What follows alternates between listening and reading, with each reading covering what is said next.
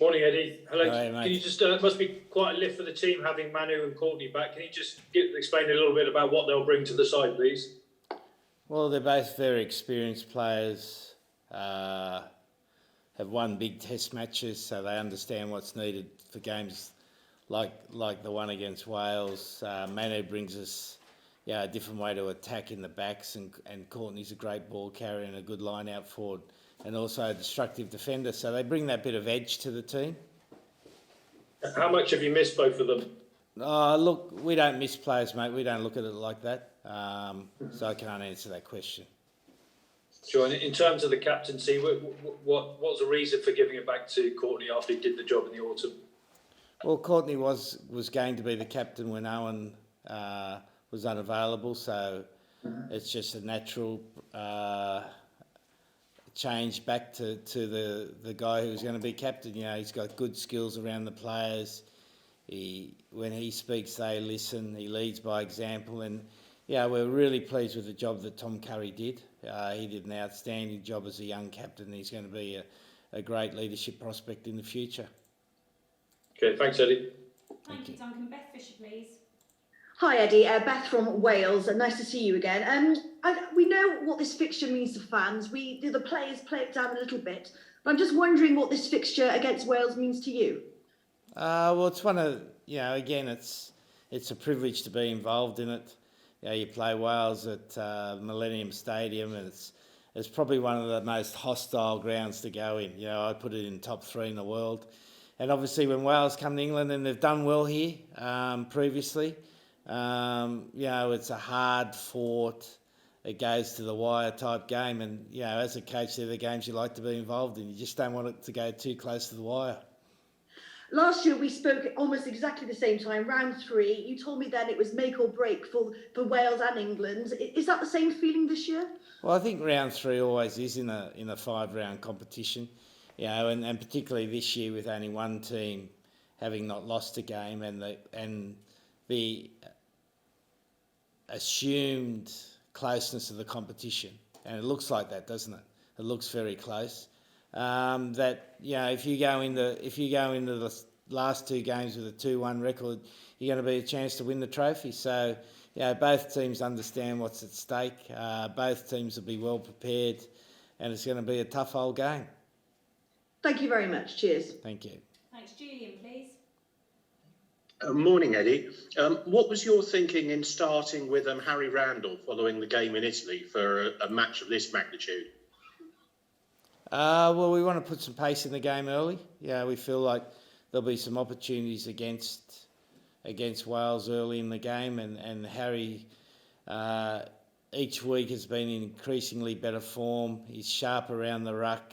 He gives us a bit of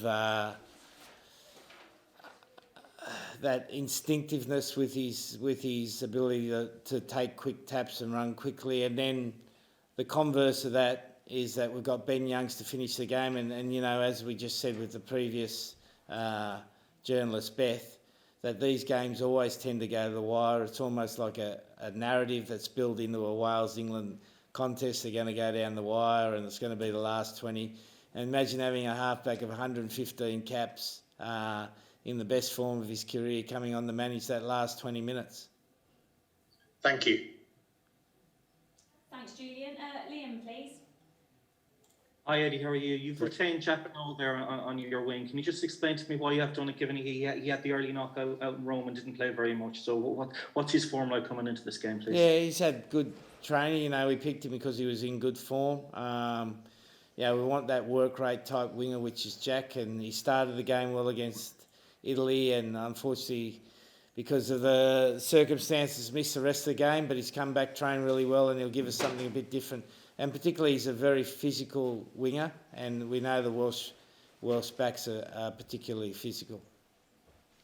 Okay, with Manu back in your team, what are you expecting to see from him this week? Well, he's a gain line accumulator, isn't he? He wins the gain line pretty consistently. He draws defenders in, which creates space for other options, and he does that better than anyone else in the world when he's at full tilt. And we're planning for him to be full tilt on Saturday, mate.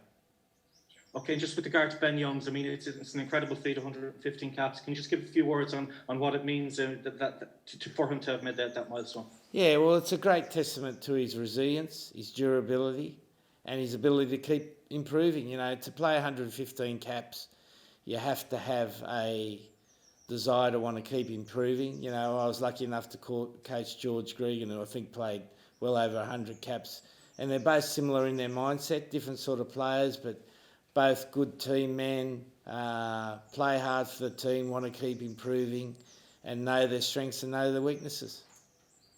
Thank you. Best of luck. Thank you. Thanks, Liam. Gavin, please.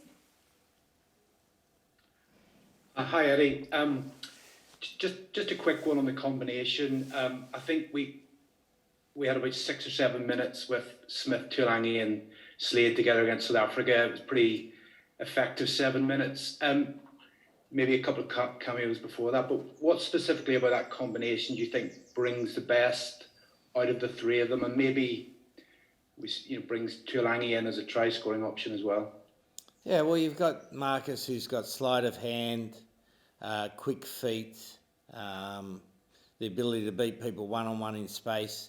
You've got Slady, who's got an educated left foot, a good passer of the ball, and also the ability to make breaks. And then you got, to complement that, you got power with Manu. You know, he's just a little powerhouse, isn't he? He's, you know, and when I say little, he's by far our biggest back, which again gives us something a little bit different. When he's not there, we don't have that big back to play off. Yeah, and it's handy having a big back to play off, because they dent the line and create space for the little guys to play small ball in that bigger space. And can we expect to see Manu lurking on the wings again, do we think, at some stage? We'll have to wait and see, mate. You know, make sure you get to your seat early, because it might happen early in the game. Thanks, Eddie. Thanks. Martin, please. You talk, Eddie, there about a working wing, Jack Noel. Wales have decided to leave out an out-and-out pace wing in Lewis Rees-Zammit. Do you feel that that's made, in one respect at least, your job a little bit easier? No, because I don't think they've left Zammit out because I don't think he's fit, mate. Yeah, he's a. When you say, well, I don't think he's healthy. You know, if you're a racehorse owner, you wouldn't be putting him out on the track, mate. You'd have him in the stable spelling for a while. okay, thanks. Thanks, Martin. And we'll end the live section with Charlie. Thank you. Hi, Eddie. Just a really quick one on Charlie Ewels, what you've seen from him and what his kind of standing in the group. I think it's going to be his 29th cap. Yeah, no, good work rate, mate. He's been really working on his defensive part of the game. Been doing, a lot of early morning sessions with the Terminator, Nick Azigwe. So they've been working out together in the mornings before breakfast, working on their defensive skills. And we're pleased with the way both of those young guys are going, and Chesham. And so there's nothing between them, but Charlie's just got a little bit of an edge in experience. He's a very good line-out student, so he helps Mara in that way in running the line-outs.